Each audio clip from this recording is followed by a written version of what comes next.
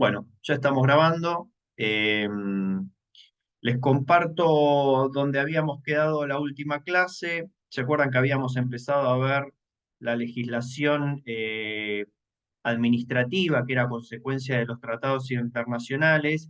Y si no me equivoco, no exactamente acá habíamos dejado, pero por acá eh, habíamos empezado a ver cómo se definía. Recuerdan que habíamos visto la legislación primero administrativa, ¿se acuerdan que habíamos dicho? Los tratados primero se obligan a establecer regulaciones primero administrativas y luego penales. Habíamos visto que como consecuencia de los tratados se desarrollaron dos principales leyes, que son la 17.818 y la 19.303, que son el reflejo de lo que establecen las convenciones a nivel administrativo nacional, ¿no? Estableciendo restricciones en principio administrativas. Y a eso había que sumarle, que es lo que quizá veamos, empecemos a ver o a final de hoy o el jueves que viene, las dos normas administrativas que eh, se sancionaron en 2017 y en 2022 relativas al cannabis puntualmente. Sobre eso nos vamos a detener más adelante. Pero, como habíamos dicho, los tratados primero se obligan a legislación administrativa y luego a legislación penal. Entonces, ahí existe como una cierta, no contradicción exactamente, pero habíamos empezado a ver cómo hay ciertas sustancias que, que son todas las que obligan por los tratados, que están reguladas por el derecho administrativo, pero no todas esas mismas sustancias, estupefacientes y sustancias psicotrópicas, están alcanzadas por el derecho penal. Y habíamos visto que en el derecho penal hay un listado especial que las enumera, y habíamos incluso problematizado que en la última modificación del 2019, eh, incluso hay un segundo listado de sustancias con una estructura química básica, que también sirve para, para que se entienda como alcanzadas por el derecho penal. Y habíamos dejado un poco por esta parte, ¿no? Por la definición de estupefacientes para el derecho penal, ¿bien? Y nos habíamos referido a este artículo 40 de la 23737 que modifica otro del Código Penal, que define estupefacientes de esta forma: todos los estupefacientes y psicotrópicos, vean que de alguna forma se remite a las definiciones administrativas que habíamos visto, y demás sustancias susceptibles de producir dependencia física o psíquica y que se incluyan en listados, que eran los decretos que habíamos visto. También habíamos problematizado esto de, ¿basta con que esté en el listado o además tiene que tener efecto o la capacidad de producir dependencia física o psíquica? Habíamos visto, por ejemplo, el ejemplo de la semilla de cannabis, que está enumerada en el listado junto al cannabis, pero que la semilla no tiene ningún efecto psicoactivo. Uno se puede comer un montón de semillas y no hay un efecto psicoactivo. Bien, con lo cual, Alejandro, una pregunta un poco no sé, ingenua por ahí. no sé Eh, quién me habla. Rodrigo. Rodrigo, Sí, sí. eh, en el caso, por ejemplo, del cannabis, sí. por ejemplo, si un país decide, no sé, hacer una revocación al tratado, ¿tiene alguna sanción? O bueno, no se puede, o sea, sería imposible tomar una decisión así unilateralmente.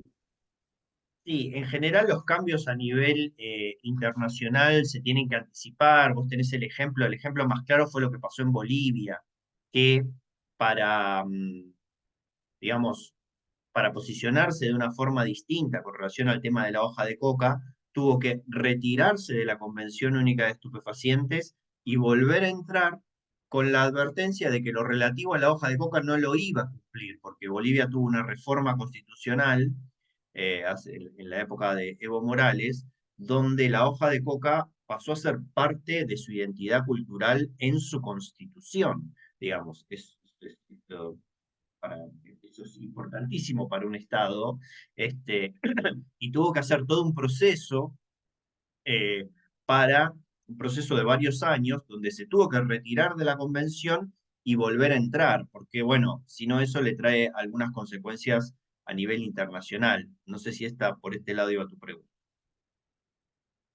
Sí, sí, sí, por ahí. O sea, si había algún caso, bueno, en este caso Bolivia. No, lo que está pasando es que sin retirarse de las convenciones, sobre todo con el tema del cannabis, o como también podría pasar con el tema de la hoja de coca. De hecho, en el ámbito de Naciones Unidas, hace poco Bolivia hizo una propuesta de sacar a la hoja de coca de la Convención Única de Estupefacientes y eso se está empezando a discutir. Y me parece que Argentina, como un país donde se usa la hoja de coca, tiene mucha cosa para decir. El encuentro pasado habíamos hablado que en el Congreso Nacional, nuestro Congreso Nacional, hay varios proyectos de ley para regular el mercado del consumo de hoja de coca, ¿se entiende? No estamos hablando de cocaína, Regular estamos el hablando de... consumo, regular el consumo, o sea, y despenalizarla, o sea, Sí, ya sí, no no hay solo más sanciones. despenalizarla, sino regular todo el flujo que hoy existe y que es una realidad, porque la hoja de coca que se consume en el noroeste argentino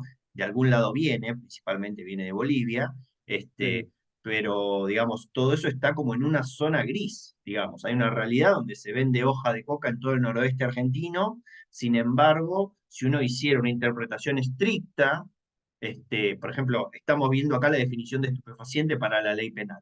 La hoja de coca está enumerada como un estupefaciente.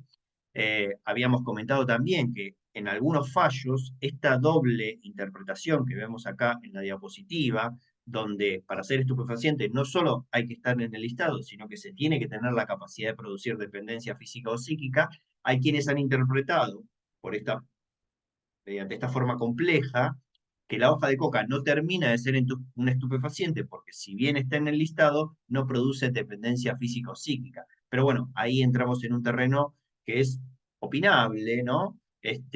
Pero bueno, de hecho, digamos, claramente la inclusión de la hoja de coca como un estupefaciente en la Convención Única en la década del 60 terminó haciéndose por la cantidad de prejuicios existentes en torno a la hoja de coca.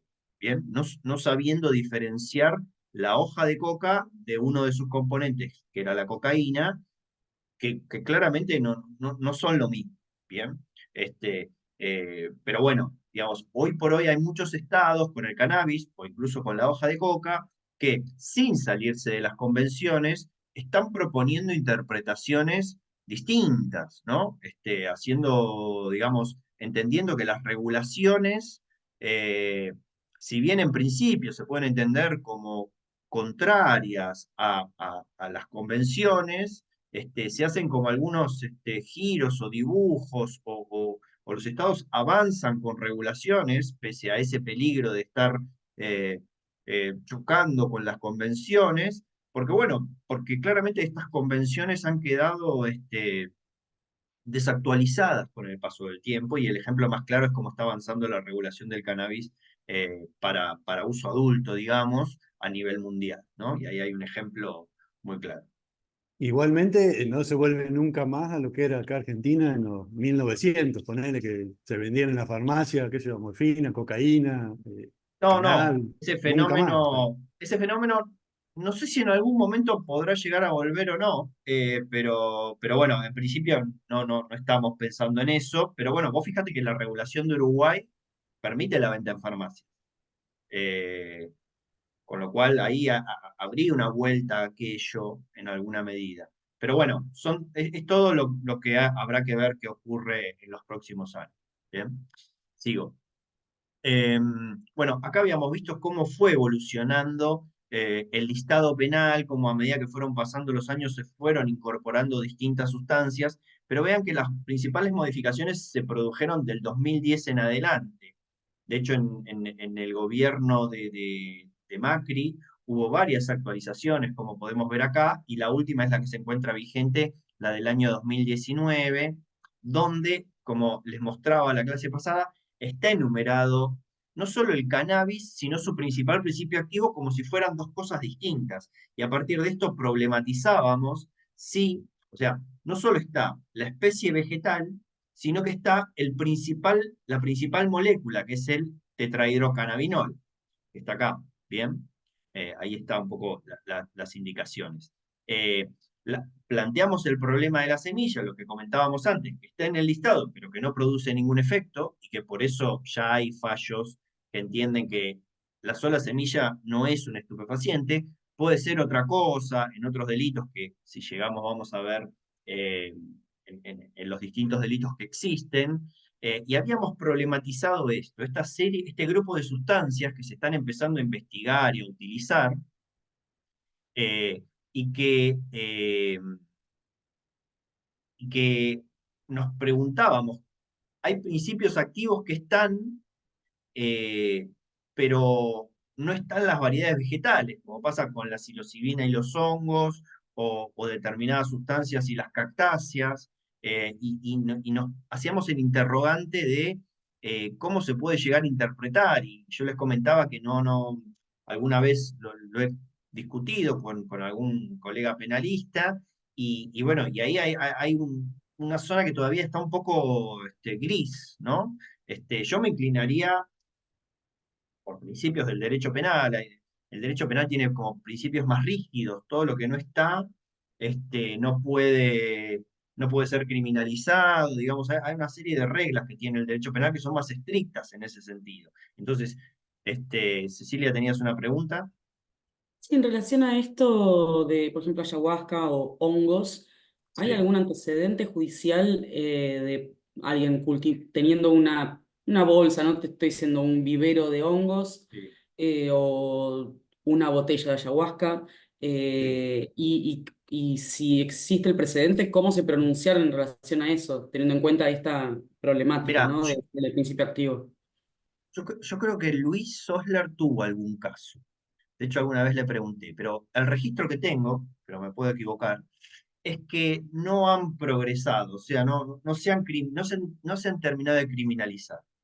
No sé si por convicción o por ignorancia, pero por lo que sea, ¿se acuerdan que yo les comentaba en la clase pasada? A mí me da la sensación que, como estas cuestiones salen de lo común, o recién ahora están empezando a ser un poco más de lo común, este, todavía las fuerzas de seguridad, que son las que tienen un rol proactivo en definir qué causas con esta ley se inician, no salen de las drogas clásicas, digamos, la cocaína, la marihuana, el éxtasis, las que pueden llegar a conocer y cómo funcionan. Pero con relación a estos nuevos fenómenos, me parece que me da la sensación que un poco por ignorancia, no saben cómo moverse.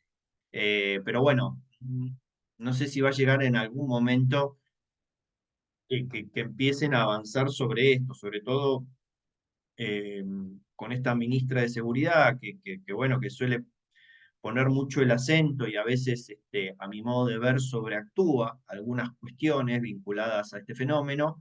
eh, es posible que se produzca alguna persecución en este sentido. Por eso traigo este ejercicio de mostrar que si bien hay sustancias como sustancias que están incluidas en el listado penal, el ejemplo me parece más claro es la psilocibina, que ahí está mencionada en el número dentro del decreto del listado donde está. Los hongos como variedad vegetal, no. Entonces, tener hongos es tener estupefacientes, por más que sabemos que los hongos contienen psilocibina, cuando no está la variedad vegetal descripta en el listado penal, ¿se entiende? Como sí lo está en el caso del cannabis, no solo el THC, sino también la variedad vegetal cannabis, ¿se entiende? Entonces, siguiendo una lógica, y bueno, en derecho penal lo que no está no es delito, y bueno, el hongo en sí no estaría alcanzado. Pero bueno, es una discusión que admito que pueda tener otras interpretaciones. Simplemente lo planteo para problematizar. ¿Bien?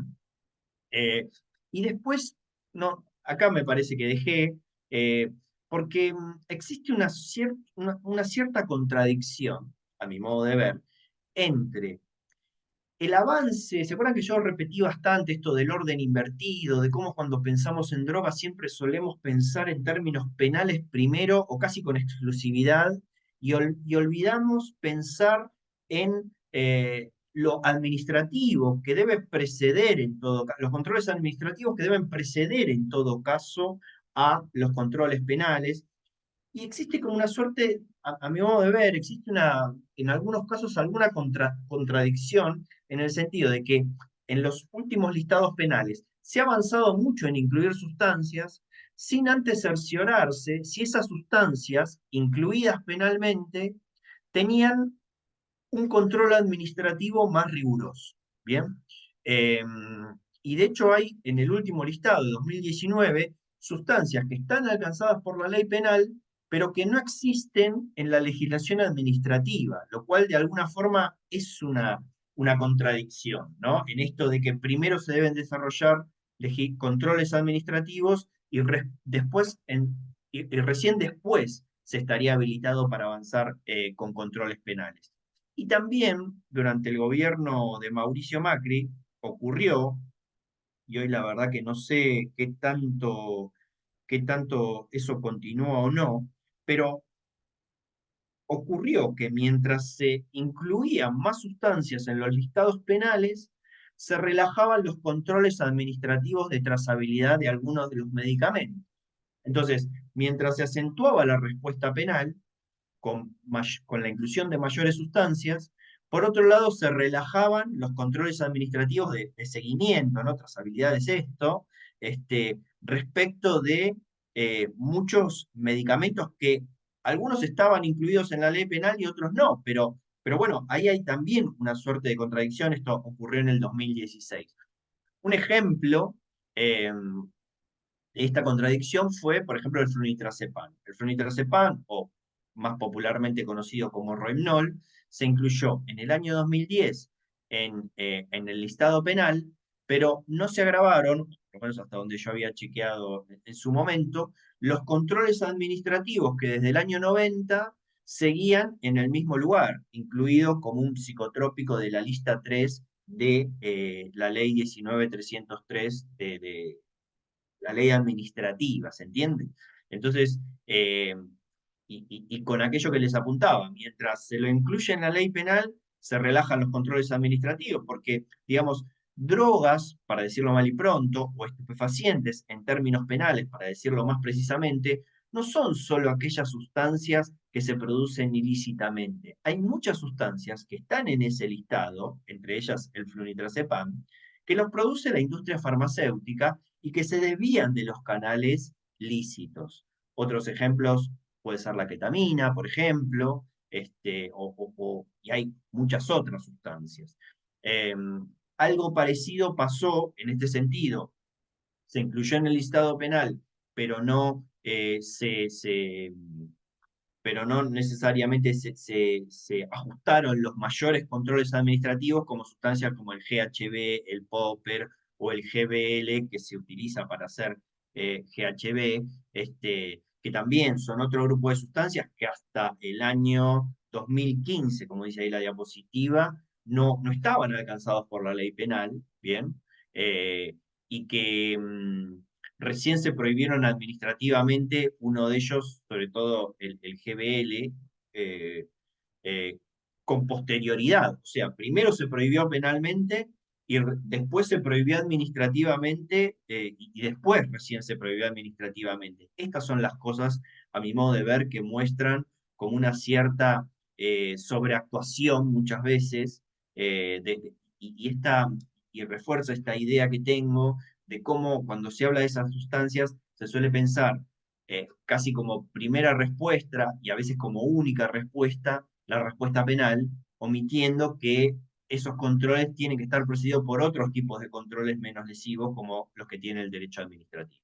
Otro ejemplo de esta contradicción es el tramadol, un derivado del opio, un opioide sintético que se usa en medicina eh, mucho y que entiendo yo que hay un desvío de esa utilización médica hacia utilizaciones no médicas. De hecho, se registran aumento de este tipo de sustancias eh, y que no está incluida en los controles administrativos de la ley administrativa de estupefacientes, ¿se entiende? Y es una sustancia, es un opioide sintético que se adquiere con receta archivada según esa disposición del ANMAT, que sí está incluida en el listado penal, pero que no tiene existencia en la legislación administrativa de estupefacientes. ¿Se entiende? Pese a ser un derivado del opio. Acá hay otra de las contradicciones, a mi modo de ver, y que bueno, y también pasa esto, ¿no? Ahora aparece esto del fentanilo. no parece ser una realidad, por lo menos una realidad extendida en nuestro contexto, más allá de algún desvío que pueda haber. Hubo un caso de un anestesista hace algunos años atrás, bueno, que es común estas historias en el ámbito de los trabajadores de la medicina, de los desvíos de sustancia, no es nada nuevo. Charly García decía: no quiero ver al doctor, solo quiero ver al enfermero. Era esto, ¿no? Claramente. Son estos desvíos que se producen de las personas que trabajan con estas sustancias. eh, y bueno, y ahora aparece lo del fentanilo, que es un problema claramente en América del Norte, etcétera, pero que no existe como problema en esa dimensión en nuestro país, más allá del caso ese que hubo. ¿Se acuerdan? Creo que fue el año pasado, a principios del año pasado, esa mezcla de carfentanilo con cocaína, pero más allá de ese caso no ha habido otros. Apareció, creo que a principio de año, en un allanamiento, 6 ampollas de fentanilo, y se reprodujo en los medios como la amenaza del fentanilo. Pero más allá de esos datos que no nos hablan de una circulación de fentanilo como sí puede haber en Estados Unidos, y donde sí hay un problema serio con este tema. En nuestro país, por lo menos la información no nos está mostrando eso. Sin embargo, hace poco el Ministerio de Seguridad, en una resolución creo que conjunta con Salud, etcétera, lo tengo que revisar mejor, estableció controles mucho más rigurosos, etcétera, etcétera, que está bien, digo, establecer controles, y más si hay una sustancia, pero la verdad que no, por un lado, pareciera ser más una sobreactuación frente a una realidad que todavía no tenemos, que puede llegar a estar, pero que todavía no está, ¿no? Entonces, también señalar esta reflexión o esta contradicción que les marcaba este, eh, entre la forma en que se realizan este tipo de acción, ¿no? Eh, pero, como les decía, hay sustancias que están alcanzadas por la ley penal. Muchas de ellas son psicotrópicos y estupefacientes psicotrópicos en términos administrativos, pero hay sustancias que son, sobre todo psicotrópicos, que no están alcanzadas por la ley penal. El ejemplo más claro son las benzodiazepinas en general, excepto, por ejemplo, el flunitrazepam, pero el diazepam, eh, el alprazolam, todas esas, los Valium, los Ribotril, todos estos que conocemos y que utilizamos casi todos, o que tienen gran aceptación, gran utilización en nuestro contexto, no están alcanzadas por la ley penal, ¿no? En algunos países sí, porque en algunos países lo mismo que está alcanzado por el derecho administrativo está alcanzado por la ley penal. Pero en nuestro país los listados son distintos y puede haber diferencias, y el ejemplo más claro es este. Yo creo que en gran parte que no estén las benzodiazepinas obedece un poco a la presión de la industria farmacéutica, ¿no? Para no tener problemas con esas sustancias, pero bueno, eso es más una opinión. Pero lo que quiero señalar es que aun cuando haya sustancias que no estén alcanzadas por el listado penal que define estupefacientes y que permite aplicar la ley de estupefacientes, que tiene penas más graves, esas sustancias no dejan de ser, para el derecho penal, lo que se conoce como sustancias medicinales, y hay una serie de delitos que ahora en el próximo Power vamos a recorrer, y que también son delitos. Pero adviertan que mientras que vender flunitrazepam, que sí está en el listado penal de estupefacientes, eh, podría ser entendido como una venta de estupefacientes. Vender diazepam, una benzodiazepina pero distinta, que está fuera de los listados, hace que la venta también sea un delito, pero que sea un delito que tiene una pena mucho menor. Bien, entonces, dependiendo de esto, de en qué listado entre, o si entra en el listado penal de estupefacientes o no, las consecuencias sobre las conductas, sobre todo las conductas de vender o de desviar de los canales lícitos, son distintos. También cabe interrogante con relación a los cannabinoides que no están enlistados en el listado penal. Por ejemplo, el más claro, el CBD. Si yo tengo un aceite de CBD ¿Tengo estupefacientes? Yo entiendo que no. Bien. Ahora, está este problema que tiene el cannabis de que si yo, si tengo aceite, por ahí es más fácil de defender, pero si tengo un cogollo con CBD, ahí el problema se hace un poco más complejo, por esto que decíamos que el listado penal no solo tiene eh, a la molécula THC, en este caso la molécula CBD no está en el listado, pero sí está la variedad vegetal, ¿bien? Entonces, ahí incluso se podría hacer un ejercicio de decir, bueno, la variedad vegetal que contiene CBD, aunque según tengo entendido, pero por ahí otros docentes de esta diplomatura lo pueden responder mejor que yo, eh, porque siempre hay un poco de THC también, en las variedades, este, pero supongamos que, y esto la verdad que no lo sé con exactitud, si pudiera llegar a haber una variedad de cannabis que tuviera solamente CBD y nada, pero absolutamente nada, ni 0,0001 de THC, cosa que me parece que no es posible, pero podrían preguntárselo a quien sepa más de esta cuestión. eh, Técnicamente sería cannabis, porque es la variedad vegetal, pero que contiene una molécula que no está prohibida, ¿se entiende? Entonces, ahí también se podría abrir una discusión al respecto. Lo mismo pasa, que lo habíamos visto con el cáñamo, o sea, la variedad de cannabis que tiene un porcentaje de THC tan bajo, que es en definitiva la misma cuestión, que podría decirse que no está alcanzada por la ley penal. Bien, de hecho ahora vamos a ver cuando veamos y algo empezamos a ver que con la legislación última que ha habido, sobre todo con la de desarrollo industrial de cannabis, 27669, si no me equivoco es el número, eh, se empezó a definir qué se entiende, cuál es el nivel de THC que divide lo que se considera cáñamo, lo que se considera cannabis no psicoactivo, de lo que se considera cannabis psicoactivo. En una de las últimas resoluciones, en el decreto reglamentario, se estableció en un 1% de THC, pero vamos a ver que hay distintas normas, ha habido distintas normas que han establecido distintos porcentajes.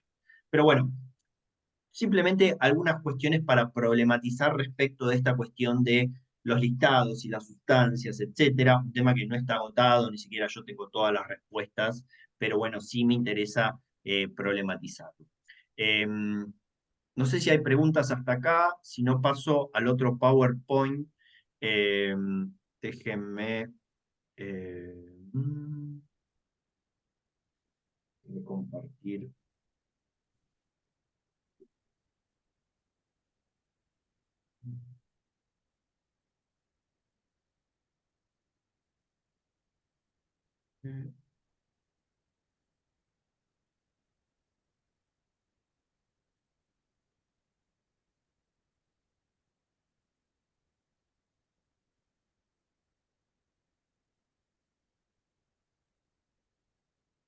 Bien, déjenme compartir el otro Power. Este por ahí lo voy a pasar un poco más rápido para no aburrirlo con tecnicismos penales. Si hay algo que no entienden o desean preguntar, les pido que me detengan. Voy a intentar hacerlo rápido. Así, al menos yo creo que vamos a poder terminar con este. Pero bueno,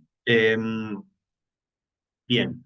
Esto ya lo habíamos visto. Volvemos a refrescar un poco los tres niveles: internacional, administrativo, penal, complementado por los por lo que está en la Constitución, etcétera. Eh,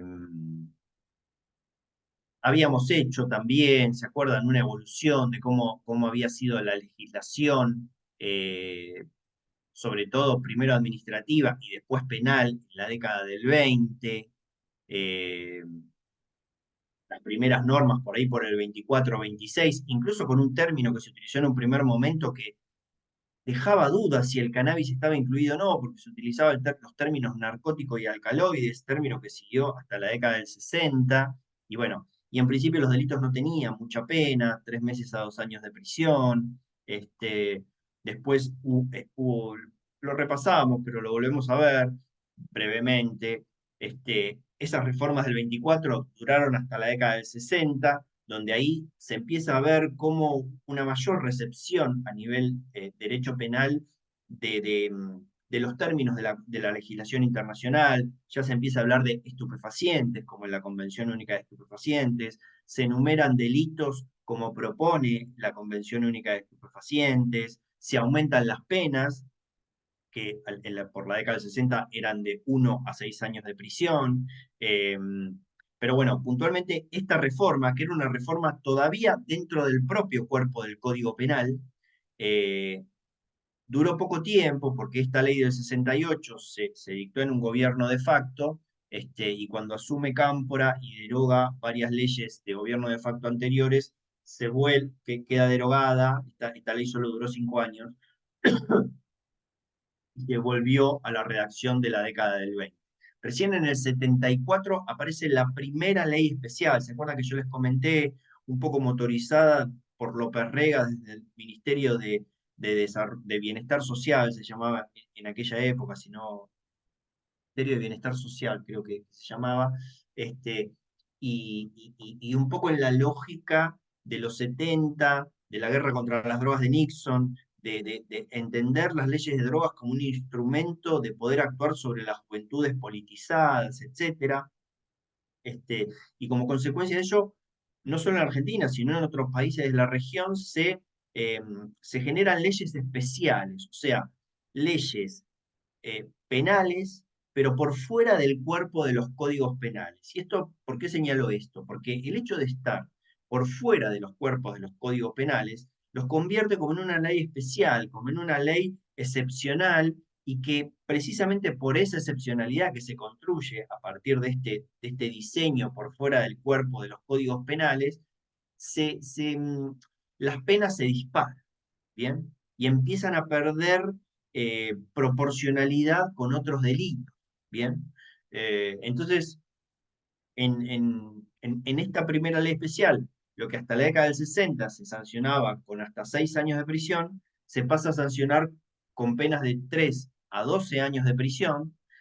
Otro tema interesante a señalar es que aquella ley del año 68 excluía por única vez en el texto de la ley penal, de alguna forma, aunque era una fórmula un poco confusa, la criminalización de las tenencias para consumo.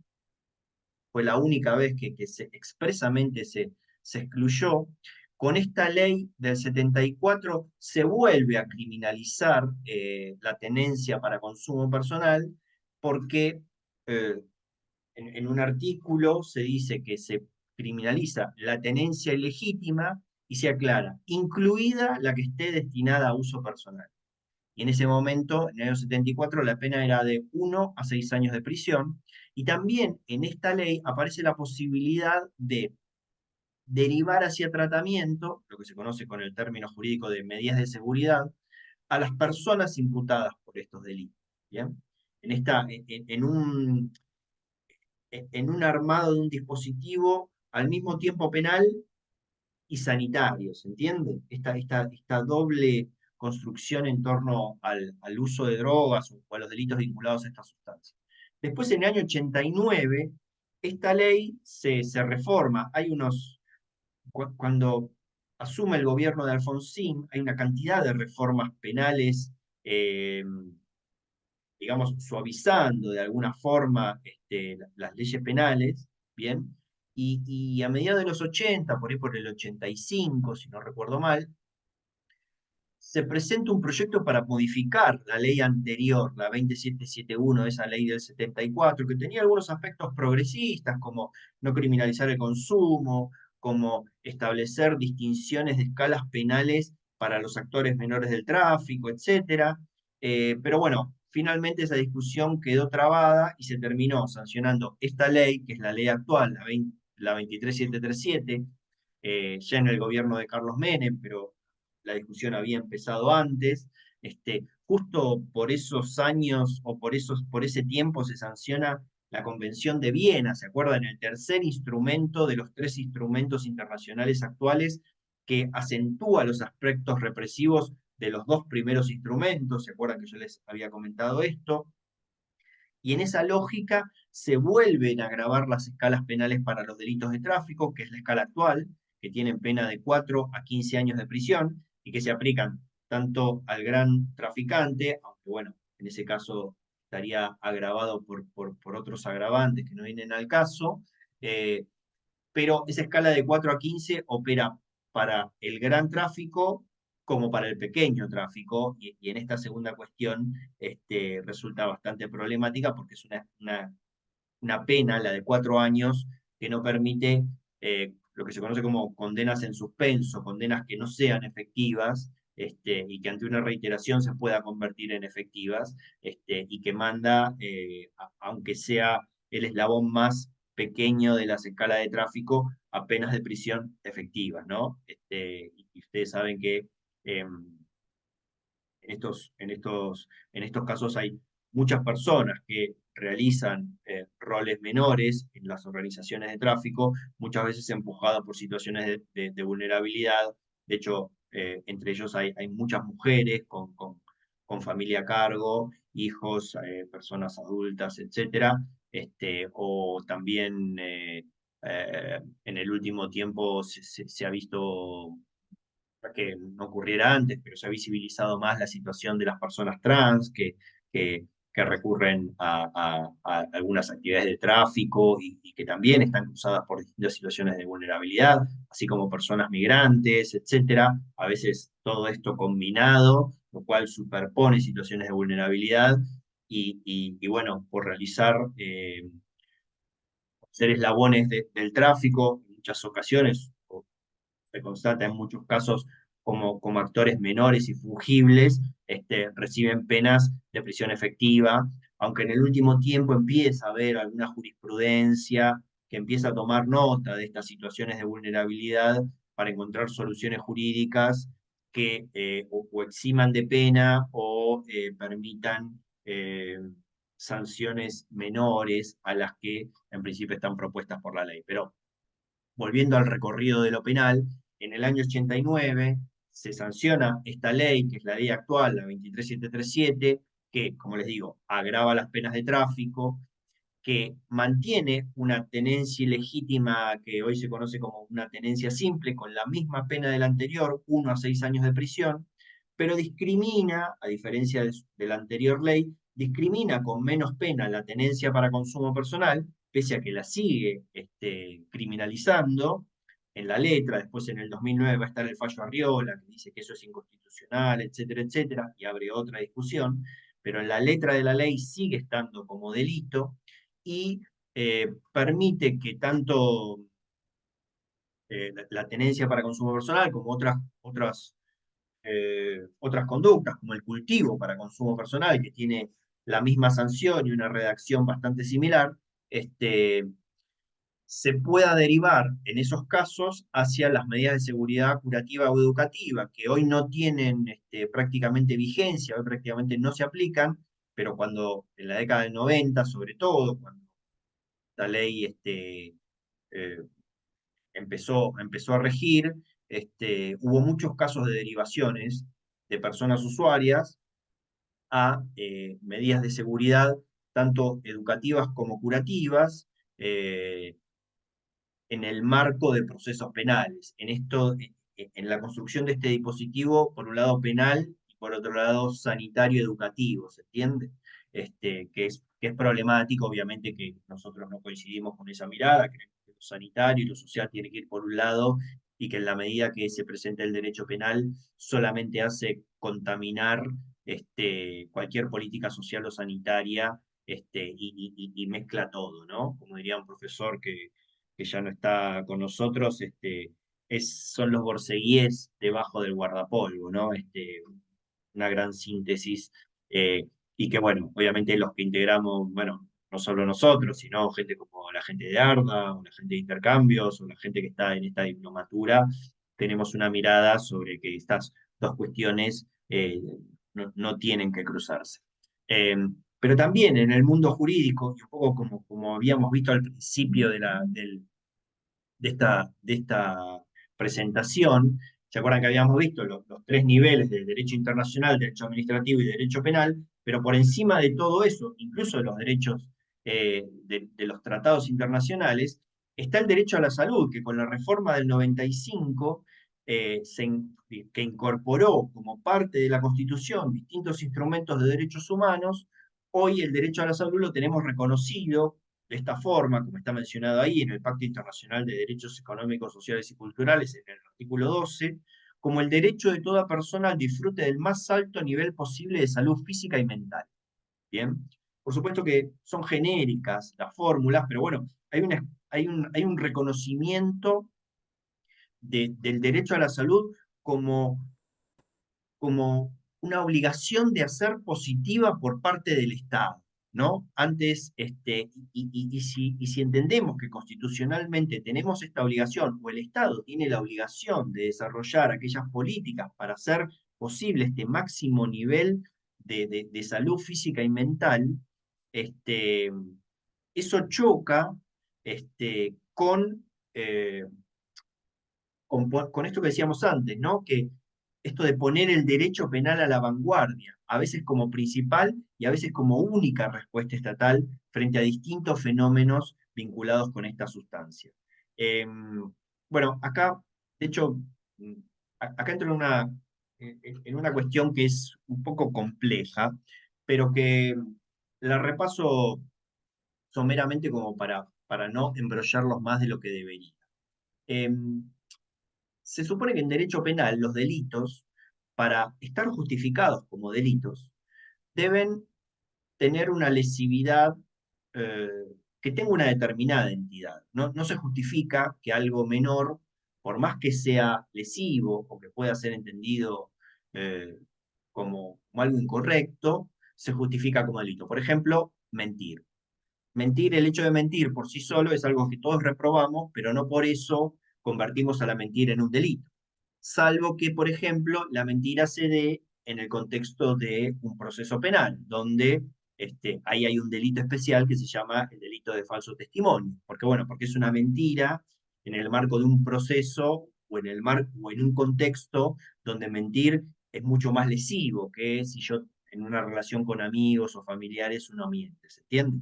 Entonces, esa noción o esa idea de una lesividad que tenga una determinada entidad, en derecho penal se suele asociar al término bien jurídico. ¿Bien? Y ese bien jurídico es una condición, o sea, la idea sería, es un poco abstracta, pero para que un delito esté justificado, la conducta que se describe como delito debe tener una lesividad alta o grave, que precisamente justifique eso, ¿se entiende? Y que opera como una garantía, en el sentido de que si no está presente, no debería configurarse el delito. Bien, por ejemplo, un ejemplo que ha aparecido o que aparece en el mundo jurídico son los hurtos famélicos. O sea, la persona que roba para comer. Robar claramente es un delito, bien, pero bueno, ahí se discute si, digamos, la la lesión que se causa, que por ahí no tiene mucha entidad, porque es alguien que roba algo que no tiene mucho valor y que en definitiva es para alimentarse, ¿bien? Si ahí en esos casos se constata la lesividad que requiere el delito de hurto. ¿Me van siguiendo más o menos? Perdón por lo abstracto, pero bueno, en el mundo jurídico es un poco así. Eh, y en la lesividad vinculada a estas sustancias, acá hay una cita de Horacio Catani, este maestro que yo les decía que hablaba del delantal, las botas debajo del delantal, eh, la lesividad vinculada a estas sustancias en muchos casos se ha exagerado, ¿bien? E incluso muchas veces es difícil constatar, sobre todo en el caso de las tenencias para consumo personal, cuál es la lesividad que justificaría sancionar el delito como tal. Y hay quienes discuten, y hay quienes señalan que la lesividad vinculada con estas sustancias muchas veces se asoció a un poco ideas higienistas, en esto de que consumir drogas no solo afectaba a la persona, sino que afectaba al entorno, y que al afectar al entorno afectaba a la familia, y que afectar a la familia era una afectación a la población, y en algún caso se llegó a decir, están en algunos fallos, que mediante esa afectación en definitiva se afectaba a la nación toda y también a la humanidad. Entonces, esa lógica de una pequeña lesividad que se puede discutir si existe o no, de quien consume para sí, se, se, se, se extiende a una cantidad de lesividades de una forma irracional y sin límite, ¿bien? Pero este tipo de lesividad en fuga, por decirlo de alguna manera, yo sí lo mencioné en algún trabajo, esta lesividad en fuga va en contra de los principios del propio derecho penal, que precisamente dice lo contrario. No se puede construir este tipo de lesividad, sino que se debe constatar en cada caso concreto la lesividad para que algo esté justificado como delito. Y en general, las justificaciones de la lesividad vinculadas a estas sustancias suelen ir en fuga y se suelen asociar a una cantidad de males que es más una construcción que una constatación. ¿Bien? Por eso es importante esto que les señalaba, de cómo las leyes penales sobre drogas fueron pasando primero de los cuerpos de los códigos penales, y la lesividad, y como consecuencia de ello, las escalas penales estaban un poco en sintonía con otros delitos, y que en la medida que pasaron a ser leyes especiales y se empezó a hablar de, por ejemplo, la asociación entre droga y subversión para justificar precisamente la competencia federal, ustedes no sé si tienen presente, pero en principio los delitos con estupefacientes se consideran delitos federales. Los delitos federales se supone que son delitos que afectan a la organización del Estado, al Estado federal mismo, al Estado-nación. ¿Se entiende? Y esa justificación de esa afectación al Estado-Nación se hizo precisamente en la época de la primera ley especial, donde se asociaba eh, el consumo de estas sustancias o el tráfico de estas sustancias a la subversión, a los movimientos juveniles politizados que se catalogaban bajo el término subversión. ¿Se entiende? Entonces, de ahí viene esto de que los delitos de drogas son delitos federales, porque otra justificación no se entiende. Quizás hoy se podría construir otra, por, por ejemplo, la capacidad lesiva que podrían llegar a tener las organizaciones de tráfico, pero eso no se entiende para la tenencia para consumo personal. ¿Me siguen? Pero bueno, lo que les quiero decir es que eh, la lesividad en torno a estas sustancias, no solo fuera del ámbito penal, sino incluso en el ámbito penal, donde debería ser más estricta la constatación de esta lesividad, ha sido desdibujada, incluso desde la propia definición en el ámbito internacional. Hablábamos en clases pasadas de cómo la reclasificación que hizo la ONU en 2020, de alguna forma es un reconocimiento de que la clasificación original que hizo del cannabis era incorrecta, ¿bien?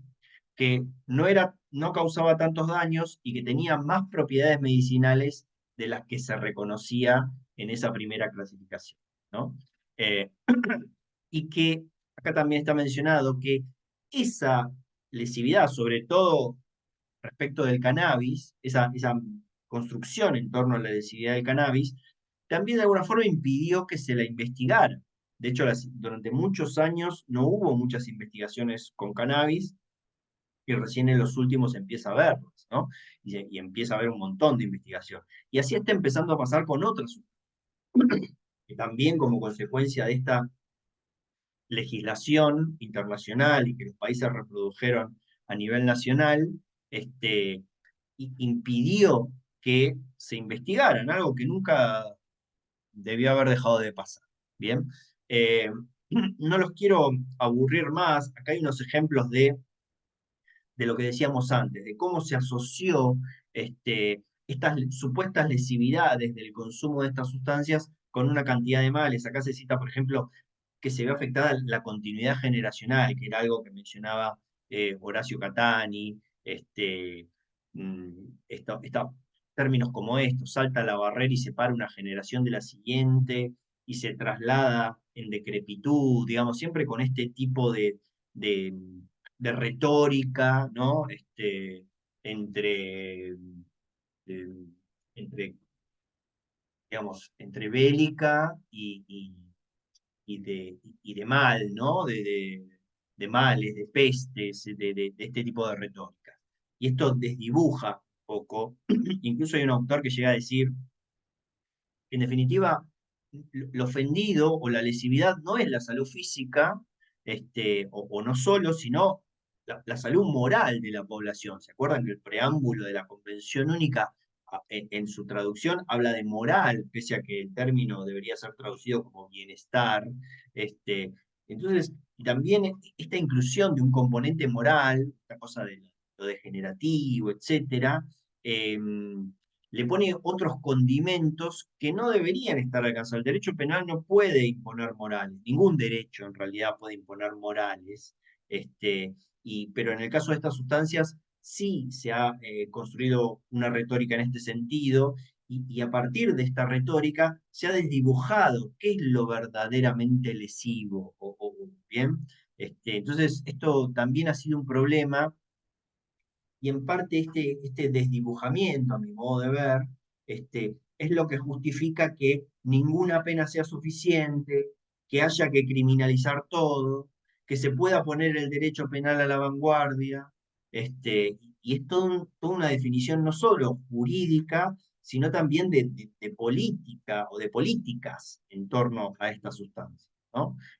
Un poco también lo que decíamos antes, esta mezcla de lo sanitario, lo social, en algunas ocasiones subordinado a lo penal, como pasa en las medidas de seguridad, como pasa en algo hay que yo siempre llamo la atención, que es algo que todavía acá no está del todo instalado, pero se empieza a instalar, que son lo que se conoce como tribunales de tratamientos de drogas, o drug courts, o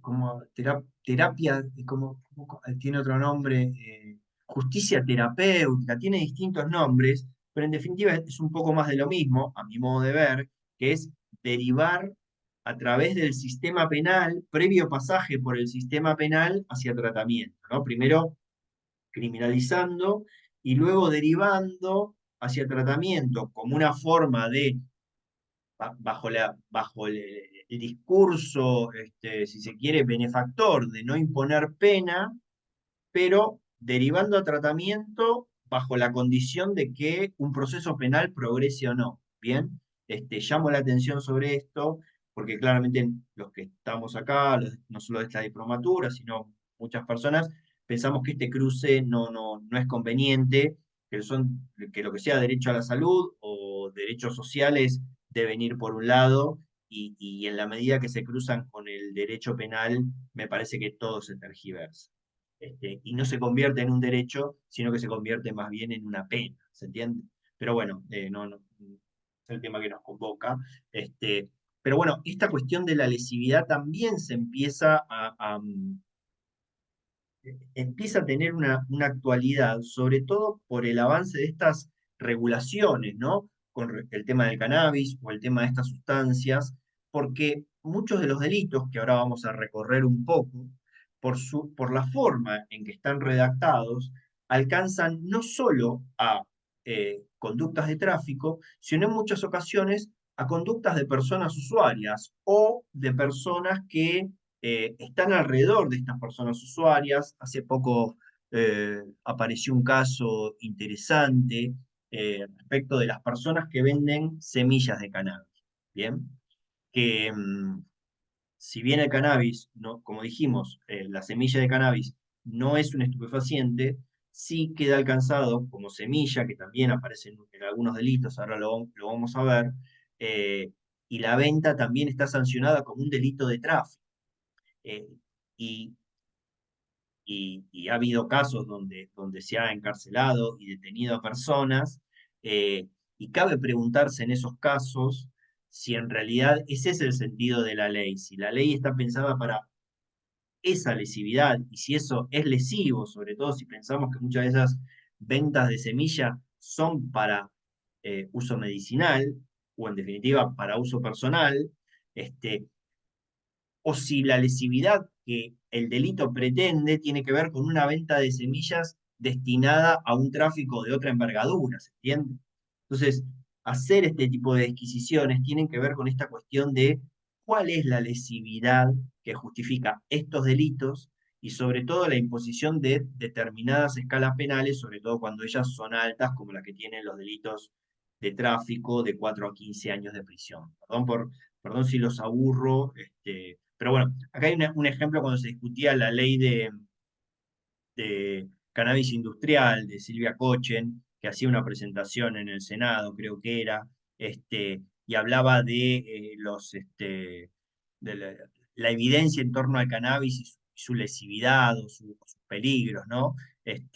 Y decía esto, contamos con evidencia de la eficacia del tratamiento para la epilepsia, para el dolor crónico, hay ensayos clínicos en todo el mundo a partir de la legislación, hay efectos secundarios adversos, pero que son reversibles, no hay dosis letal, no hay evidencia de que el cannabis provoque adicción. Acá hay una científica diciendo, mire, la evidencia científica muestra que esto no es, que esta sustancia no es tan lesiva como se dice, ¿no? Esto, investigadora de CONICET, bueno, seguramente muchos conocen a Silvia Coche. Acá repasamos simplemente, esto ya lo acabamos de ver en la anterior presentación, lo de los listados penales, lo paso rápido porque ya lo hemos visto, era simplemente, sí me quiero detener en algo que no estaba en la presentación anterior, y es la definición que tiene la Convención Única de Cannabis. Vean que la definición de la Convención Única de Estupefacientes sobre cannabis es esta: las unidades floridas o con fruto de la planta de cannabis, a excepción de las semillas y las hojas no unidas a las unidades, vean que eso lo descarta, de las cuales se ha extraído la resina, para decirlo mal y pronto, las flores o los cogollos. Y la misma Convención Única excluye de la fiscalización el cultivo de la planta destinado exclusivamente a fines industriales o hortícolas, que es lo que se conoce como cáñamo. Bien, por eso les decía que el cáñamo, que tuvo una industria, lo señalaba en alguno de los videos anteriores, que se desarrolló durante el siglo XX, dejó de existir cuando aquella ley de la década del 70, aquella ley penal de la década del 70, criminalizó u operó no solo sobre el cannabis psicoactivo, sino sobre el cáñamo. Bien, es famosa la anécdota de, creo que fue en el 76 o por ahí, que las plantaciones que había en Jáuregui de Minera Buenos Aires, una industria que hubo, que se desarrolló durante mucho tiempo, que hacía fibra de cannabis o cáñamo, que cultivaban cáñamo, etcétera, etcétera. Cayó la policía y secuestró las plantas, que eran plantas que habían crecido naturalmente, ni siquiera había un proyecto productivo en desarrollo, sino que era un poco lo que había quedado de aquellos proyectos productivos, ¿no? Y ha habido otros casos de plantaciones de cáñamo que existían en la década del 70 y que terminaron siendo alcanzadas por el derecho penal, pese a que la misma Convención Única de Estupefacientes dice, no, miren, esto, yo no pretendo que esto lo regulen eh, como consecuencia de la firma de la convención. Sí, el cannabis psicoactivo, pero el cannabis que no es psicoactivo, como dice ahí, con fines industriales o hortícolas, a mí ese cannabis no me interesa que ustedes se obliguen a desarrollar legislación. Pero insisto, esta mirada de poner al derecho penal a la vanguardia, a veces como única respuesta estatal, produce este tipo de consecuencias. ¿Bien? Eh, y también me quiero detener sobre darle una vuelta más a esta distinción que comentamos ya varias veces, de incluir a la especie vegetal en la Convención Única e incluir al THC, a la principal molécula del cannabis, en el convenio de Viena, en el convenio de sustancias psicotrópicas. Como dice ahí la diapositiva, y creo que lo mencioné esto anteriormente, en la lista donde están las sustancias más prohibidas está el THC. Pero el THC sintético o dronabinol tiene una regulación menos rigurosa, porque está clasificado desde la década del 90 en la lista 2 del Convenio de Sustancias Psicotrópicas, que tiene menos nivel de prohibición, y de hecho se puede recetar, etc. El CBD no está incluido, sobre todo en esta, ni tampoco está incluido en la Convención Única, pero sí en la Convención Única la variedad vegetal, como veíamos antes. Y esto produce como una contradicción. Esta contradicción ya la habíamos marcado. Esto de tener por un lado regulado la variedad vegetal y por el otro tener la principal molécula y con regulaciones distintas. Por eso una de las modificaciones de cuando se hace la reclasificación en Naciones Unidas en 2020, una de las recomendaciones que había hecho la Organización Mundial de la Salud era precisamente ordenar esta contradicción que había entre las dos convenciones y meter todo en la lista 1 de la Convención Única de Estupefacientes. Bien, ahí pretendía homogeneizar estas contradicciones o zanjar estas contradicciones, sin embargo, eso no se terminó votando. Bueno, esto ya lo Disculpa, vimos. ¿te puedo hacer una pregunta? Sí, Felipe. Mira, en la diapositiva anterior era la de la convención donde define qué es cannabis y excluye precisamente la semilla, y luego el siguiente artículo que excluía el cáñamo con fines industriales. ¿A cuál te estás refiriendo? Esta es la definición de la Y Convención Única. sí, sí, uno podría alegar que te están juzgando en la legislación interna, por ejemplo, por un cultivo de cáñamo. En Chile, Sí. por ejemplo, no está regulado o no está tan regulado como en Argentina. Ujú. Uno podría decir, la ley internacional lo excluye de alguna manera, en realidad de manera expresa, no es aplicable Exacto. entonces ninguna ley nacional bajo este esquema piramidal de la ley.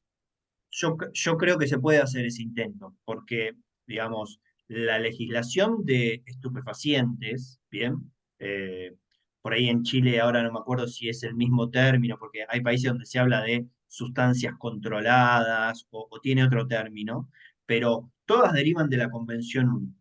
Y la Convención Única no obliga a los estados eh, a desarrollar eh, legislación específica en esta materia. Precisamente el artículo 28.2, si querés mirarlo, de la Convención Única dice, se excluye de este sistema de fiscalización al cannabis con fines industriales u hortícolas. Eso es lo que ha permitido que en muchos países exista una industria del cáñamo que nunca dejó de existir, por decirlo de alguna forma. ¿Bien? Lo que pasa es que la ignorancia hizo en realidad lo que la Convención Única pretende fiscalizar es el cannabis psicoactivo, aquel que está más vinculado al THC. Después hay otros problemas, pero quedémonos con esta idea, ¿no? Lo que obliga a la Convención Única y el Convenio de Sustancias Psicotrópicas del 71 es más bien obliga a los estados fiscalizar el cannabis psicoactivo. Y precisamente la Convención Única excluye al cáñamo, como diciendo, miren, ustedes no están obligados a fiscalizar esto. ¿Bien? Sin embargo, también es cierto que los estados pueden comprometerse a regular mucho más de lo que se comprometen en la Convención Única. Pero en principio el cáñamo nunca debió haber estado alcanzado por la ley penal. Esa es una Disculpa, interpretación, ¿no? Pero es una pero interpretación. al avanzar más allá de la ley del convenio, no estaría excediendo el fin, y en ese caso estaría en contradicción legal, jerárquicamente estoy hablando, una ley contra un tratado internacional. No necesariamente, porque, digamos, lo que hacen las convenciones es obligar a los estados a un mínimo de fiscalización. ¿Se entiende? Si los estados van más allá, bueno, es la potestad de los estados. ¿Se entiende? Pero uno podría interpretar, y de hecho se interpreta, y de hecho en Argentina la última ley de producción, de promoción industrial del cannabis, hace una interpretación de esta cuestión y dice, el cáñamo no es un estupefaciente a los efectos penales. Mi modo de ver es algo un poco confuso, pero bueno, lo valioso es que hace una interpretación, ¿bien? Y lo hace precisamente en función de lo que dice la propia Convención Única. Por eso es factible sostener que el cáñamo no debería estar alcanzado por el derecho penal de los países, que es consecuencia de este sistema de fiscalización. ¿Se entiende? O sea, tu pregunta yo la avalaría, ¿bien? Eh, pero bueno, una cosa es lo que creemos o lo que entendemos que debería ser, y otra cosa es lo que es, ¿bien?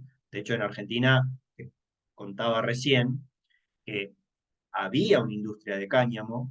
Esa industria de cáñamo existió durante gran parte del siglo XX, incluso después de la firma de la Convención Única de Estupefacientes, y recién en la década del 70, cuando se acentúan los aspectos penales, esa primacía, ese acento de lo penal que se da en la década del 70, alcanza no solo al cannabis psicoactivo, sino que también alcanza con el derecho penal a la industria del cáñamo, que a partir de ahí dejó de existir y recién ahora, con estas normativas que en el último tiempo, que de alguna forma revalorizan al cannabis, vuelve a haber, no estoy tan empapado de ese tema, pero entiendo que vuelven a haber cultivos de cannabis con fines industriales, etc. No sé si Felipe, si contesté tu pregunta. Sí, sí, perfecto. Bueno, eh, y también un problema similar aparece con el CBD, que es una molécula de la planta, pero que no está sujeta a fiscalización según los tratados. No, los estados no están obligados a fiscalizar el CBD. De hecho, el CBD tiene una regulación distinta, pero viene de la misma planta. ¿Se entiende? Entonces, también ahí hay algo similar.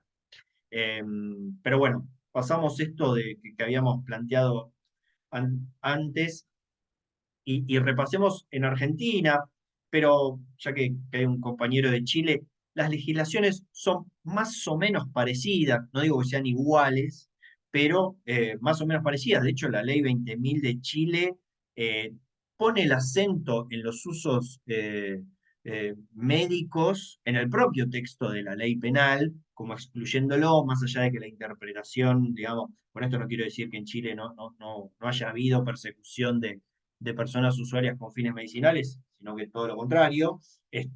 Pero la ley 20.000, que es un poco más moderna que la nuestra, si no me equivoco, de los 2000 y algo, eh, tiene, por ejemplo, en esta cuestión de mencionar el uso medicinal como algo permitido y no alcanzado por la ley penal, al menos aparece en la letra de la ley. Que después en la práctica no haya operado tan así, es otro tema. Pero bueno, lo que quiero decir es que más allá de esto, todo viene de la misma matriz, que son esta legislación internacional, y todos más o menos repiten esta cuestión de repetir verbos típicos, de tener penas muy altas para el tráfico, y a veces eh, los delitos están redactados de una forma tan general que abarcan conductas que no solo son del tráfico pensado en una organización destinada al mayor lucro posible para obtener ganancias, sino que a veces es una organización de personas usuarias que es alcanzada con la misma ley y con el mismo tipo de delito. Bien, pero bueno, pasando a la legislación penal argentina, que es lo que pretendo terminar hoy, eh, hay podemos señalar tres grandes grupos. Por un lado está la 23737, que es esta ley del 89 que hablábamos, ¿bien? Por otro lado, los delitos de contrabando no están en la ley 23737, sino que están en el Código Aduanero, ¿bien? En una figura especial. Y después están esos delitos de aquellas sustancias que, como les decía, no están en el listado de los estupefacientes, pero que son sustancias medicinales y que también tienen delitos, aunque con menos pena, para la venta, por ejemplo, sin receta o excediendo lo recetado. Recorramos un poco estos delitos someramente, como para ver las penas y de qué un poco se trata.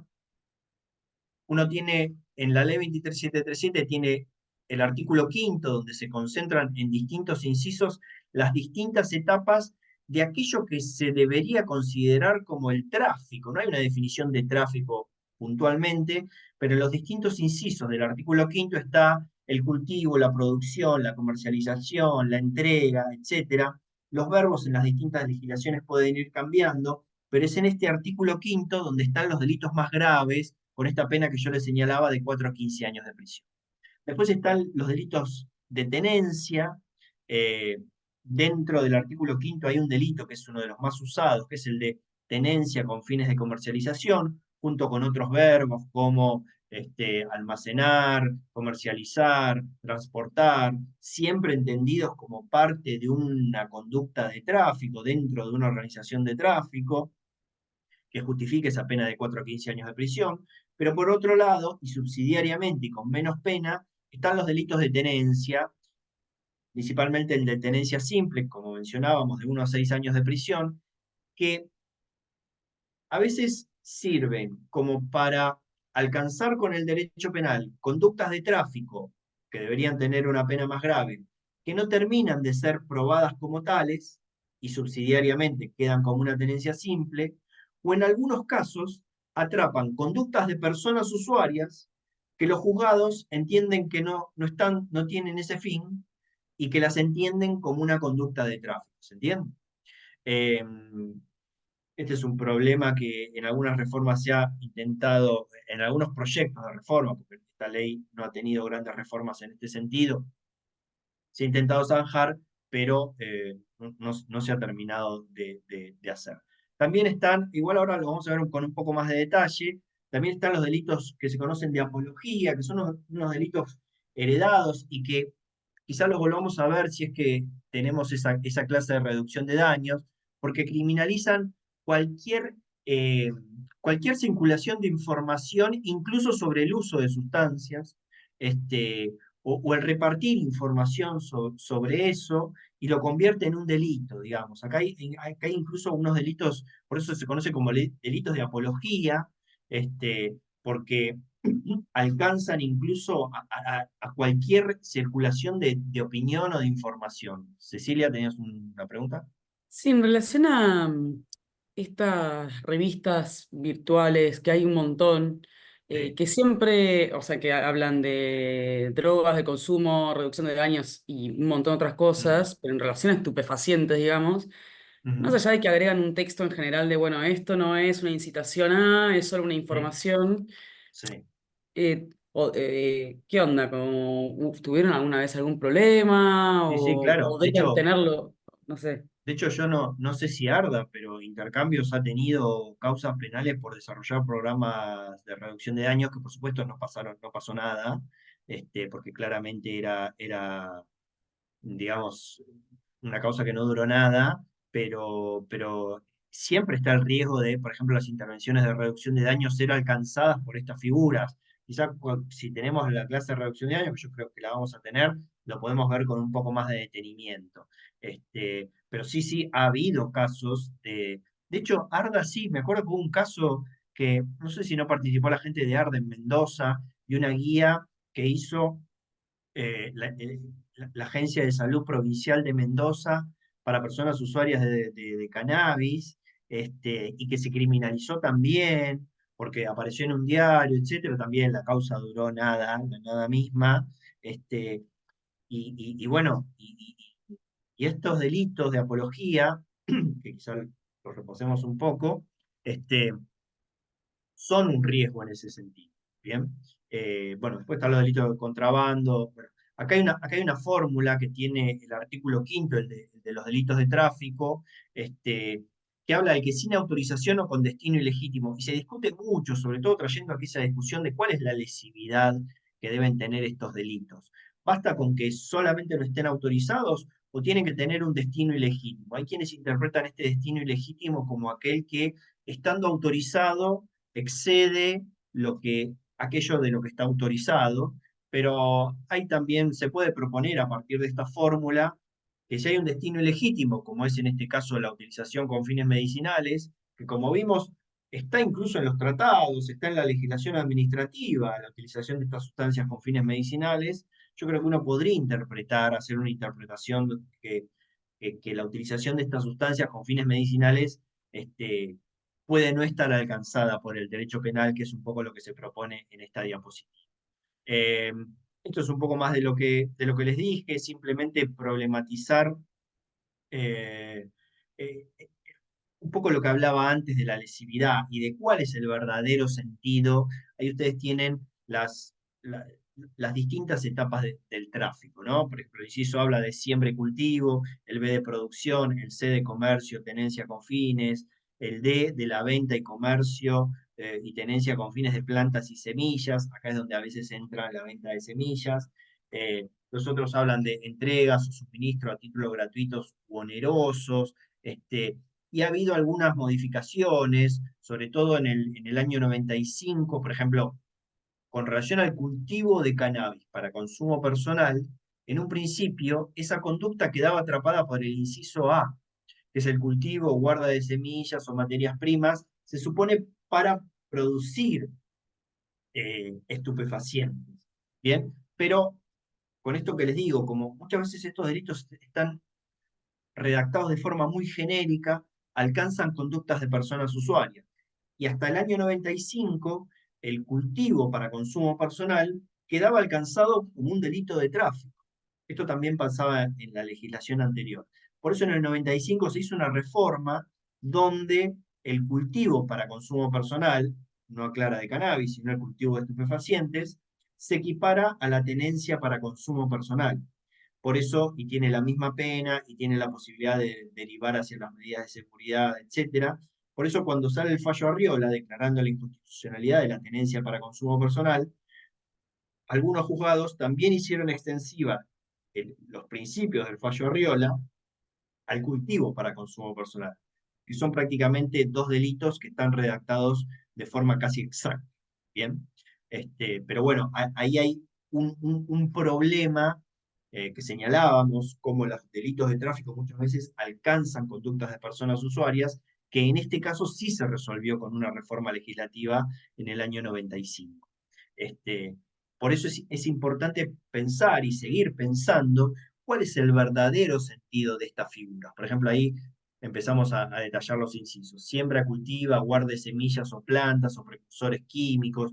Creo que vos, Cecilia, preguntabas la clase pasada sobre los reactivos, los marquís, etcétera, etcétera, que tienen esas sustancias que se entienden como precursores, pero aclarábamos, en esas cantidades no tiene sentido criminalizar una guarda de un test de marquís y entenderla como una guarda de precursores químicos para producir estupefacientes, porque no es ese el sentido, ¿se entiende?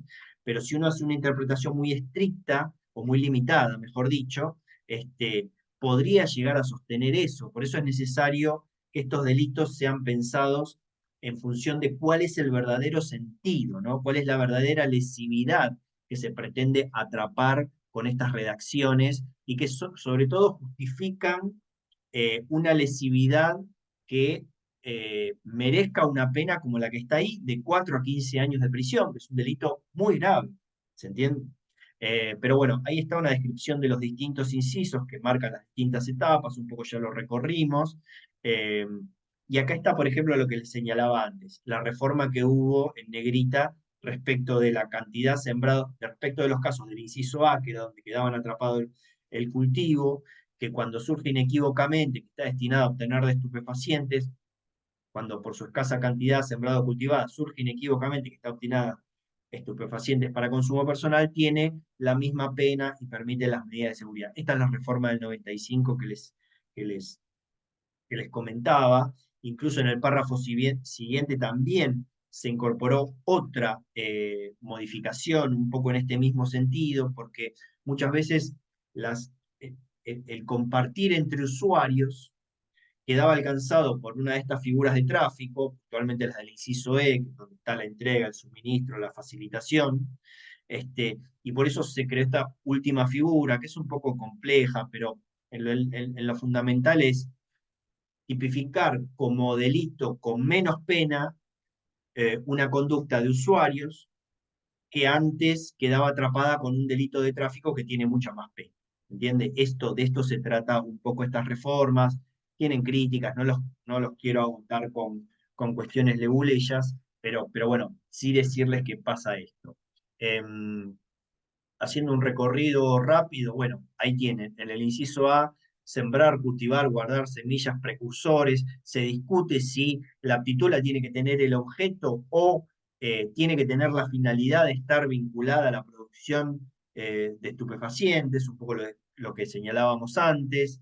Eh, Acá está la reforma que le comentaba del año 95, esta ley 24424 fue la que hizo la modificación que permitió que eh, para, el cultivo para fines personales quedara atrapado como delito, pero con una pena menor. Este, y este es el inciso B, donde están otros verbos típicos que tienen que ver con la producción, fabricación, extracción. Acá también podrían quedar alcanzados las extracciones para producir aceites de cannabis, etcétera, etcétera. Pero bueno, vuelvo a la cuestión el sentido no es ese, el sentido es aquella producción que está destinada al tráfico como una empresa destinada a obtener el mayor lucro posible, ¿se entiende? Bueno, acá hay unas definiciones que no vienen al caso, pero que están extraídas de la Convención Única, donde se entiende por producción la primera extracción de las variedades vegetales y fabricación a todos los procesos siguientes. Por eso, a partir de esta distinción se discutía si en Argentina en su momento había producción o no de cocaína, porque en realidad la producción para la cocaína sería simplemente la extracción de la hoja de coca, ¿no? Entonces, cuando apareció el fenómeno de la pasta base o de las cocaínas fumables, etcétera, se empezó a discutir si había producción o no. En realidad, lo que se sabe es que lo que sí la etapa que sí se habría comenzado a realizar en Argentina en un determinado momento, y creo que lo comenté el encuentro pasado, es la última etapa de la producción de la cocaína, que tiene que ver con la convención de la de la cocaína base o de la cocaína purificada de alguna forma en clorhidrato, en sal, ¿se entiende? Que suele denominarse esa etapa como cristalización, pero esa última etapa sí se habría empezado a realizar en algún momento en Argentina, quizás se siga realizando o no, en qué magnitud, la verdad que no tengo información última al respecto, pero bueno, en algún momento la discusión sobre estos términos dio lugar a esa discusión. Acá están los incisos que más se utilizan, sobre todo el delito de tenencia con fines de comercialización, todo tiene la misma pena, todos estos incisos tienen la misma pena, en definitiva muestran las distintas etapas del tráfico de estupefacientes. Y sí me quiero detener acá, porque en, en, en las tres tenencias, porque estas tres tenencias que tiene la ley, por un lado, tiene una tenencia con fines de comercialización, con 4 a 15 años de prisión, dentro de los delitos de tráfico, en el inciso C, del artículo 5º, tiene una tenencia simple que, como les decía, muchas veces sirve para criminalizar casos de tráfico o de tenencia que se supone que son de tráfico, pero que esa finalidad de tráfico no se puede probar. Y después está la tenencia para consumo personal, que acá no está, bien, que muchas veces las conductas o tenencias para consumo personal que no se que en alguna medida existe como una suerte de inversión de la carga de la prueba, porque la persona no termina demostrando, por ahí compró una cantidad que quien interpreta, el juez o el fiscal, dice, no es una escasa cantidad, como dice la tenencia para consumo personal. Entonces, al no ser una escasa cantidad, según su criterio, termina criminalizada como una tenencia simple. Entonces, digamos, hay tres tenencias que son la columna vertebral de la ley y que en general son la columna vertebral de casi todas las legislaciones penales en torno a estas sustancias. A veces está como tenencia, a veces se menciona como posesión, pero a los efectos que nos interesan es básicamente lo mismo.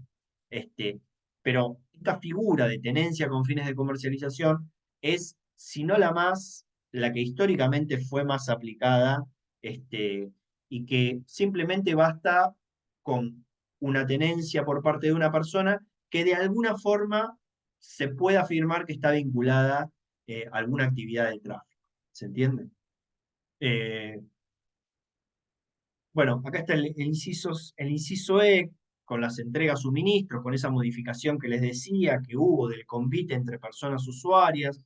Esto fue en el año 2005, junto con la ley de federalización. Acá aparece el fallo Macame de la Corte del año pasado. ¿Se acuerdan que esto lo vamos a ver la clase que viene cuando veamos el desarrollo de toda la legislación sobre cannabis medicinal?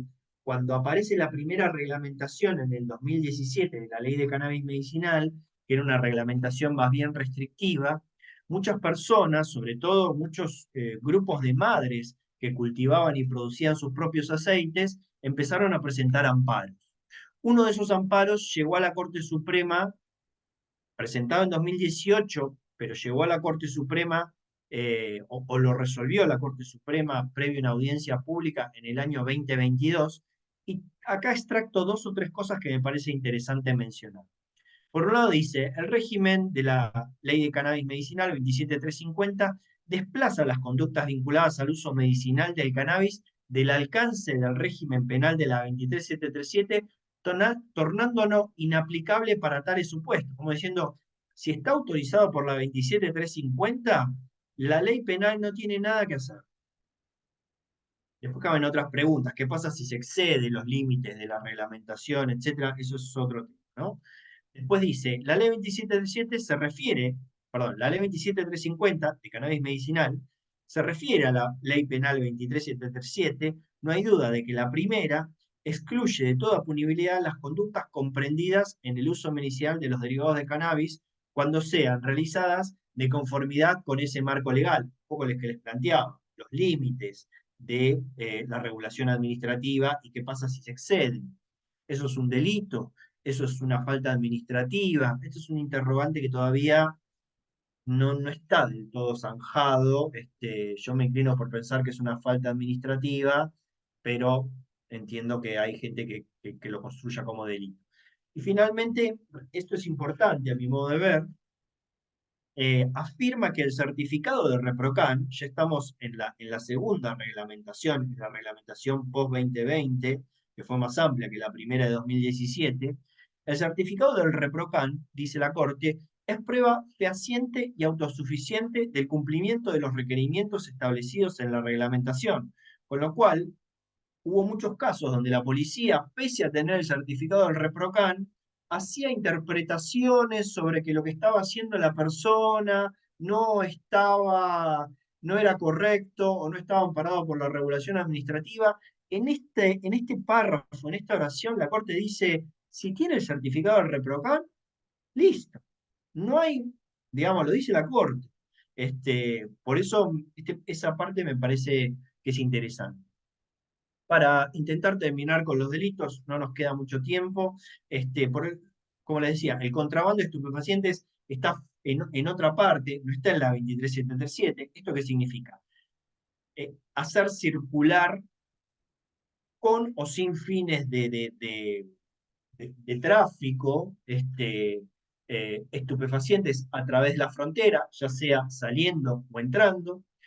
Ahí la pena, que es en general la que se aplica a las personas que transportan transfronterizamente estupefacientes, es de 4 años y 6 meses de prisión a 16 años. Después hay una figura atenuada, no los quiero mucho aburrir con esto, pero también para aquellas sustancias que no son estupefacientes, incluso en este caso se alcanzó los delitos con efedrina. También hay otro contrabando de sustancias peligrosas para la salud, en este artículo 865, en un artículo anterior, inciso H, y que también tiene pena bastante grave de 4 a 10 años de prisión. Acá están los delitos de apología, simplemente los recorro, no me quiero detener mucho porque quizá los volvamos a ver. Felipe, ¿hay una pregunta?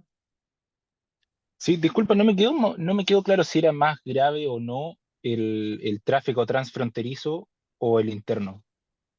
No, el tráfico transfronterizo es más grave, porque la escala penal del interno es de 4 a 15 y la del transfronterizo es de 4 años y 6 meses a 16. Ok.